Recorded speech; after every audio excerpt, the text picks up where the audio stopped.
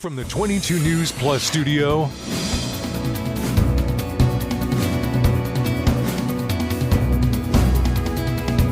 this is 22 News in Focus with Patrick Berry. Hello, everyone, and welcome to this edition of In Focus. I am your host, Patrick Berry. Today, we are talking about an economy that's taking place in Massachusetts, specifically Western Massachusetts. You're probably not thinking too much about. Across the desk from me today is Diane Pearlman. She is the executive director of the Berkshire Film and Media Collaborative. And that industry that we're talking about is the film and video business here in Western Massachusetts. Diane oversees Berkshire Film, which isn't just Berkshire County, it's all 4 counties of Western Mass. Am I correct? It is. I mean, we're mostly focused in Berkshire County, but we have partners and alliances with people in the Pioneer Valley. And so, yes, we really look to promote filmmaking and everything having to do with media in all 4 counties. Have you found that over the course of time, technology has played a huge role in the growth of film and video production here in Massachusetts? I'm not sure if it's played a role in growth. It certainly made the industry more accessible, right? We talk about the democratization of film, right?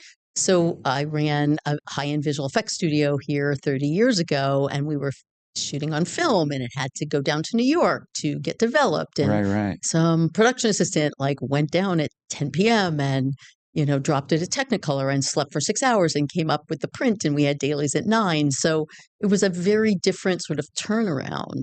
And I think because you have people, you can shoot a film on a phone, that there is a lot more content being produced. And also, I think this small sort of independent film market is booming.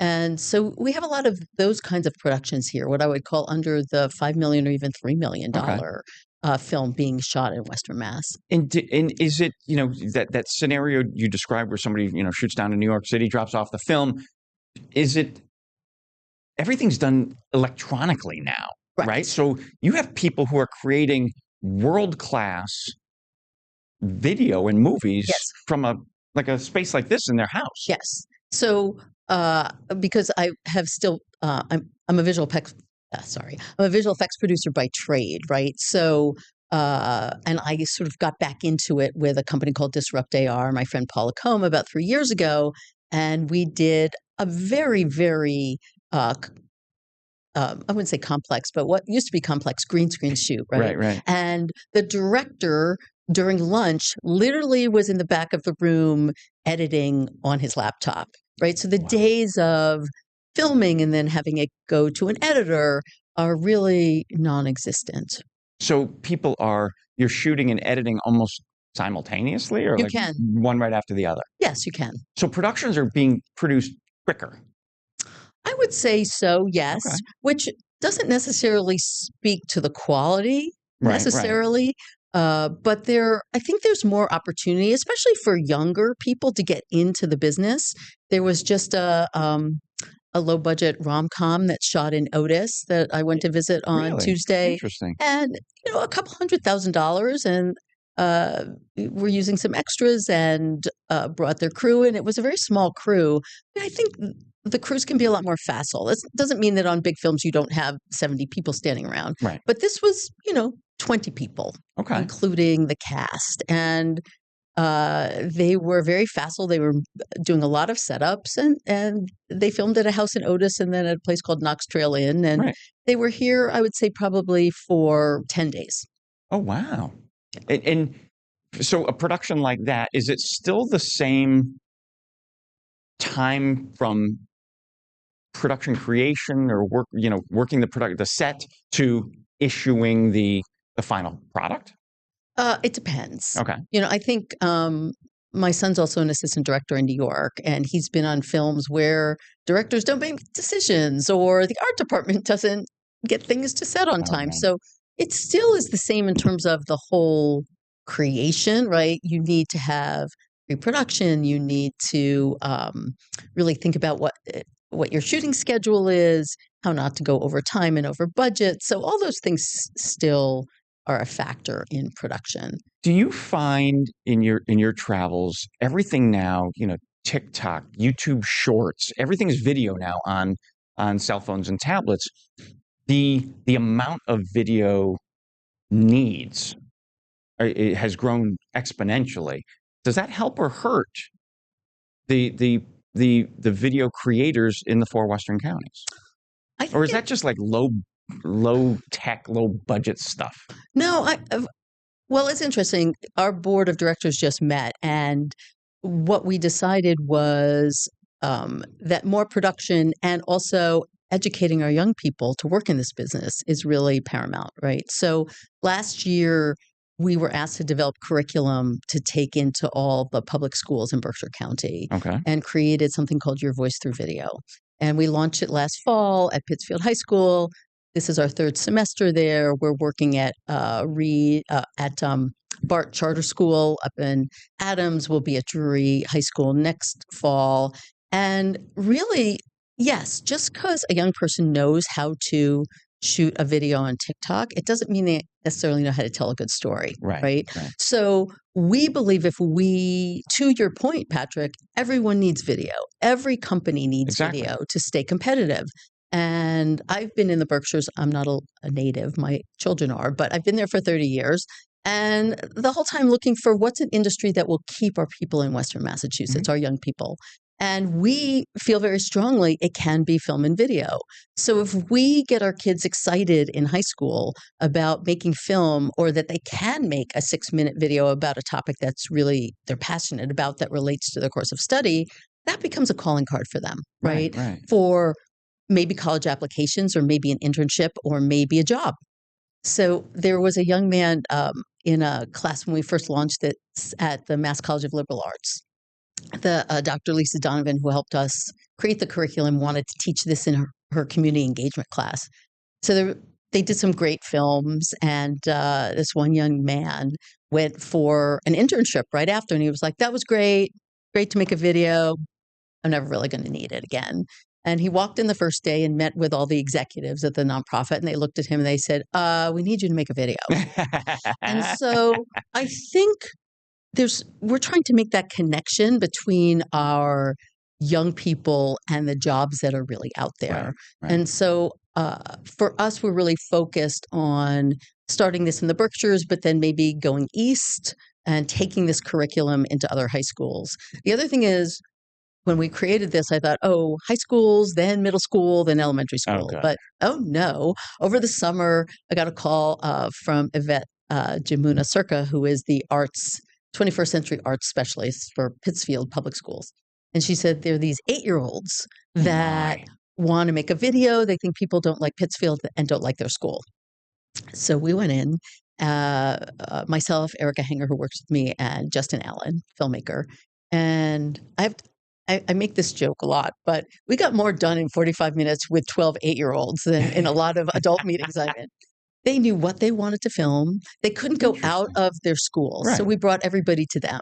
The mayor came, Senator Paul Mart came, the head of the library came, all these people came, and they did everything. They wrote the questions. They did you would be very impressed. They did the interviewing. They helped. Erica Hanger also is a hair and makeup professional, so they got to do hair and makeup. And, for us, first of all, I think it should be the marketing video for the city of Pittsfield.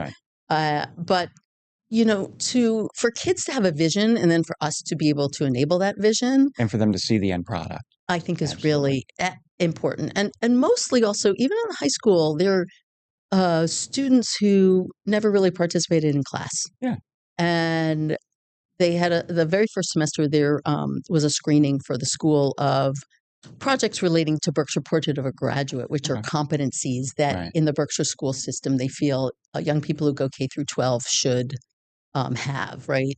Being a good communicator, being a responsible citizen, respect for others, all those things. And we feel filmmaking sort of encompasses all of that. But so the students showed their rough cuts, not even the finished films. It was voted the best thing last fall. And this one young person went up to her teacher and said, I never participated in class, but now I think I actually have a voice and I have something to say. So those are the kind of results that I think taking filmmaking to our young people, can have and also make a huge difference in our community. Fantastic. We're up on our first commercial break. We're with Diane Pearlman, the Executive Director of the Berkshire Film and Media Collaborative. We'll be right back after this. This is 22 News in Focus with Patrick Berry.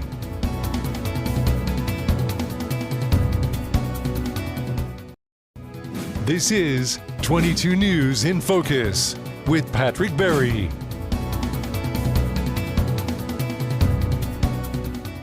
Welcome back, everyone, to the 22 News Plus studios for today's edition of InFocus. Diane Pearlman is across the desk from me. We are talking about the film and video production industry here in Western Mass, specifically the 4 counties of Western Mass: Hampden, Hampshire, Franklin, and Berkshire County.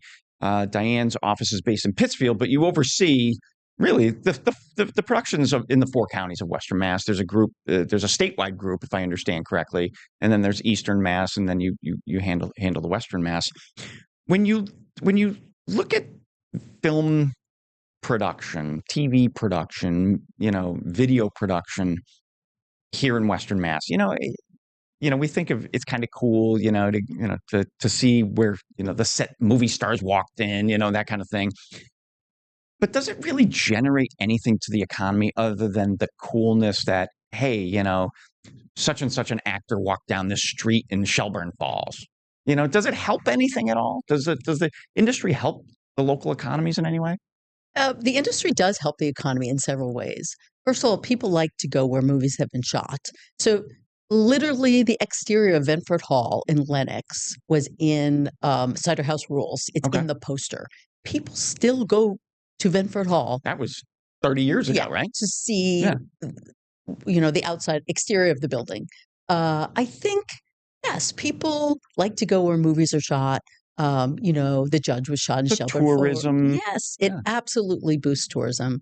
I think also there are just some economic numbers, right? The Motion Picture Association did a study many years ago that for every dollar spent on film in an area, $10 goes into the local economy. Really? Yeah. So it's a little less in our economy because we're rural, but still it makes an impact. So even if for every dollar spent, $2 goes into the local economy, that helps all of us. Right. So what we refer to it as the trickle-down effect, right? So a production comes in, even this small production that was just shooting in Otis, or the small film I did with Karen Allen 7 years ago, Tree Rock a Cloud. It's shot in Sandusfield, right? Mm-hmm. But we hired local crew. All the props came from antique stores around the area. Okay. Costumes were rented from local places, local theater companies. They stay in hotels. They rent cars. They eat out. They have to eat out on the very rare day off from filming. They'll go to the movies or they'll eat in a restaurant, and so it does definitely affect the local economy, even the smaller films. It's fascinating how even small productions like the one you talk about in Otis just. They add a little bit more to that economy that, Otis is, I'm sure, very grateful to have. The Knox Trail Inn, I think you said it was part of it was shot there, but the Knox Trail Inn is a restaurant. Right. And they're paying them for food to feed the crew and, staying with local people or however they're making the economy of that film work. It's definitely going to affect. So is part of your role to help get the folks based in New York, Los Angeles, or some of the other hubs, creative hubs that we think of, to come to the Berkshires and come to Western Mass because of its beauty, its accessibility, its the crew and the availability of props and things? Is that part of your role? It is. It hasn't since COVID we had to wind down a lot. And it's one of the things we want to focus on going forward is how do we get more production here in Western Massachusetts? And believe it or not, we have a good tax credit of 25%. You only need to spend $50,000, which is a very low threshold. But there are states that are becoming very, very aggressive, like New York and New Jersey. So New Jersey is almost up to 40%. They have a DEI, and all these extras that you can have, but you have to spend more there. So a lot of the big companies are going there. But I think we have an opportunity to bring even smaller productions here. And so Right. we're really focusing on how do we do that? How do we market Western Massachusetts? What do we have? Which is exactly what you said. Western Massachusetts can be a lot of different places. It can have a lot of different looks. One of the things we're also looking at is possibly doing more training so that we have more depth of crew Okay. here. Well, that's all part of what you were talking about earlier is Right, going into the local schools, right, getting them interested in this as a career field. right. And then again, the next level of that is giving them the training. Right, certificate programs at our local community colleges, and it's sort of one thing at a time, but we're hoping that it really expands to become a much larger industry here. There are what? There's Berkshire, Greenfield, Holyoke Community, Springfield, Springfield. Are yes. those the community colleges you're working with? Well, we just met with Berkshire Community College Okay. because I know Ellen Kennedy very well, and they were very open to it. It's an interesting time right now, Patrick, in the film business. There are a lot of stages in our country that are empty. A lot of Really? production is going overseas for a myriad of reasons, but Wow. mostly due to the federal administration and tariffs, no tariffs, and things like that. And a lot of other countries have caught up in terms of for to be having economic incentives to go to Ireland or England. Hmm. But I think Western Mass has an advantage.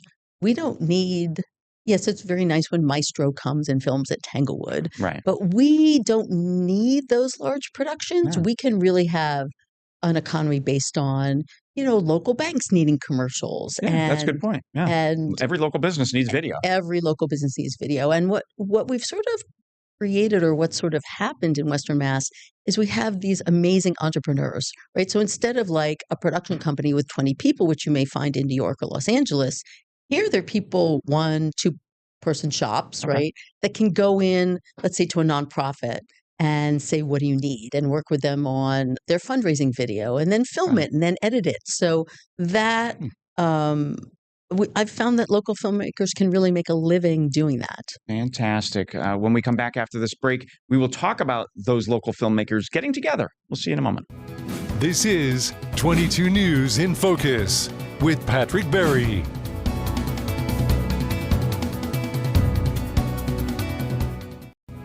This is 22 News in Focus with Patrick Berry.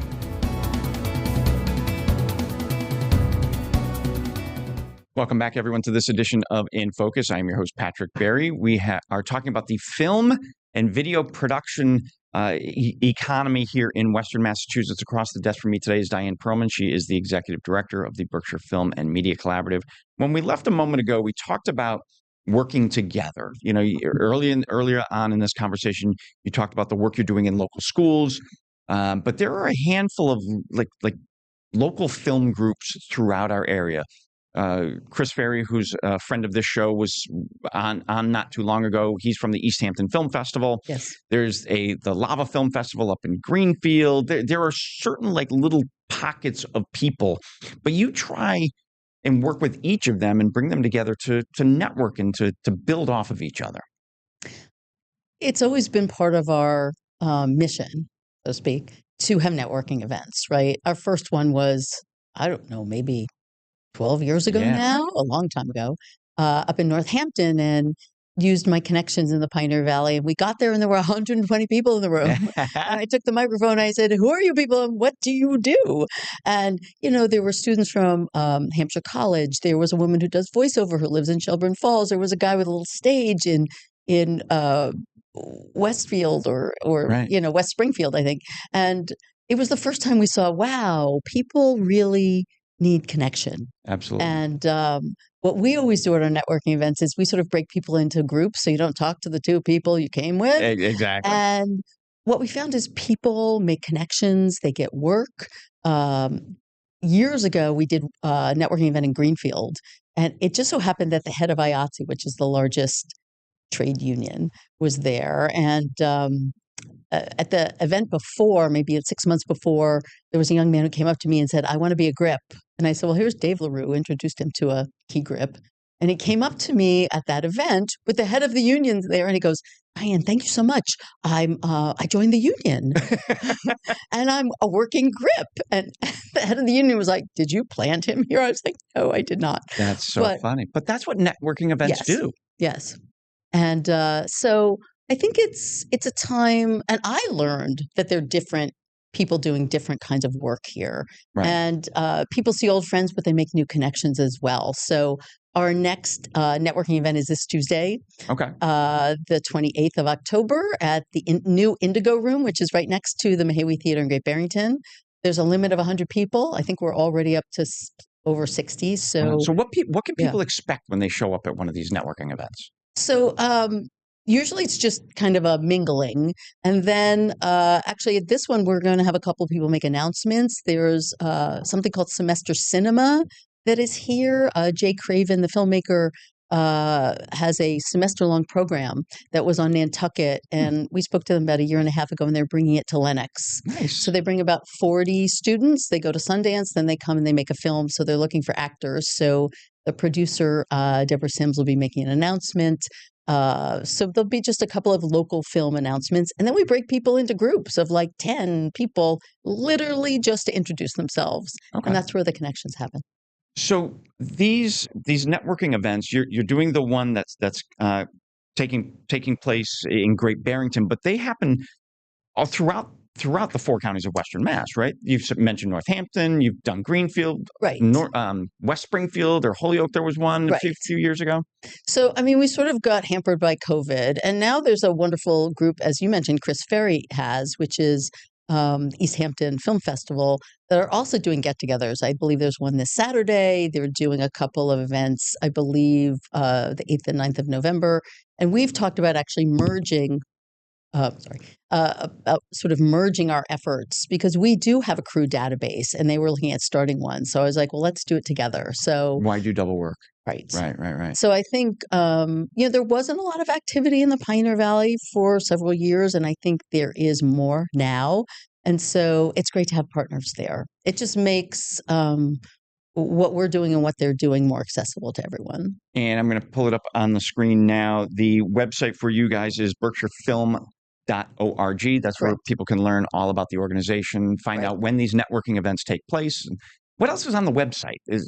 I haven't been to it in ages. So there is a database. If you're a crew member, you can get listed. You just need 2 professional credits. The one thing we have to be careful of is people do their own film. They're like, I wrote it, I directed it, I edited it.